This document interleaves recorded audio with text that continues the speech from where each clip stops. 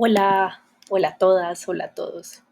Bueno, la idea de este video es un poco contarles o hablarles sobre las generalidades em, del movimiento indígena y el movimiento indígena pues por los derechos en Colombia. Entonces, son generalidades. En el Padlet van a poder encontrar documentos específicos, tanto documentos primarios, secundarios, para que puedan hacer pues esa lectura muchísimo más compleja. Pero entonces les voy a dar una guía un poquito de cómo ha sido ese movimiento indígena por los derechos.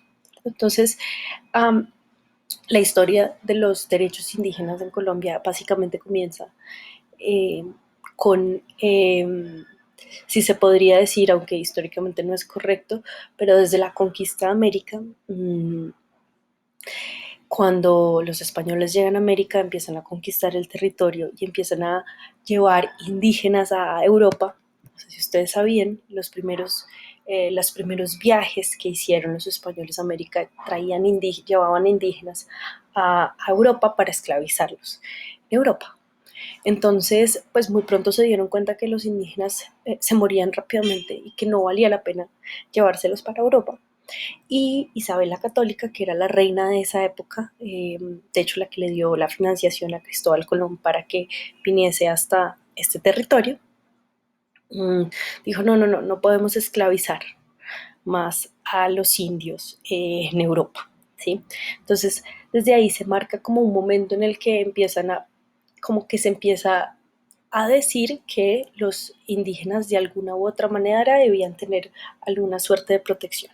Obviamente esto durante la colonia, que es el periodo de más o menos 1400 a 1810, pues no sucede, se les esclaviza, se les quita la cultura, se busca pues erradicar la religión, las lenguas propias, entonces pues todo esto. Pero sí hay un inicio como de, digamos, como de, bueno, no los vamos a esclavizar, vamos a esclavizar a otros, por ejemplo, a los africanos que vamos a llevar desde África a América, ¿cierto? Entonces, pero existían unas cosas que se llamaban los resguardos, ¿cierto? Entonces, desde ese momento se instauran unos lugares en donde viven las comunidades indígenas, o bueno, las comunidades ya vivían en esos lugares, entonces dicen, esto es un resguardo indígena. Entonces es un lugar en donde viven las comunidades. Normalmente esos resguardos estaban a cargo de misiones religiosas para evangelizarlos, ¿sí? Entonces, ¿qué pasa con la figura de los resguardos? La figura de los resguardos fue pues una figura muy disputada. En 1850, cuando suben los liberales al poder, empiezan a decir, no, es que eso no tiene sentido, no tiene sentido los resguardos porque hay que liberar la tierra al mercado, ¿cierto? Entonces, al liberar la tierra al mercado, deciden eliminar por completo la figura de los resguardos indígenas, eh, que si bien era pues un lugar de opresión, era un lugar en donde se les adoctrinaba, se les evangelizaba, se les esclavizaba hasta cierto punto, igual era un lugar en donde las comunidades indígenas se podían resguardar de cierta manera, ¿cierto?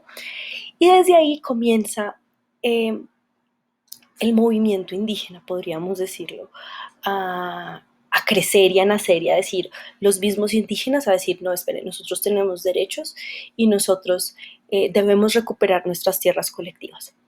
Entonces, a comienzos del siglo XX surge una figura que se llamó Manuel Quintín Lame, y Manuel Quintín Lame era del Cauca, vivía en una hacienda en Popayán, y él empezó a decir, los indios tenemos derecho a la tierra. Y esto está enmarcado en un contexto global más grande, que es el contexto global de la Revolución Mexicana, de la Revolución Rusa, en donde muchas personas alrededor del mundo empiezan a decir, necesitamos tierra y hay que hacer reformas agrarias. Es decir, la tierra es para quien lo trabaja, ¿cierto? Entonces el movimiento indígena nace un poquito en Colombia a comienzos del siglo XX, un poco en ese marco internacional de las luchas por la tierra, pero que para los indígenas tiene una particularidad, es que quieren luchar por esos resguardos. Entonces, vean mi siguiente video.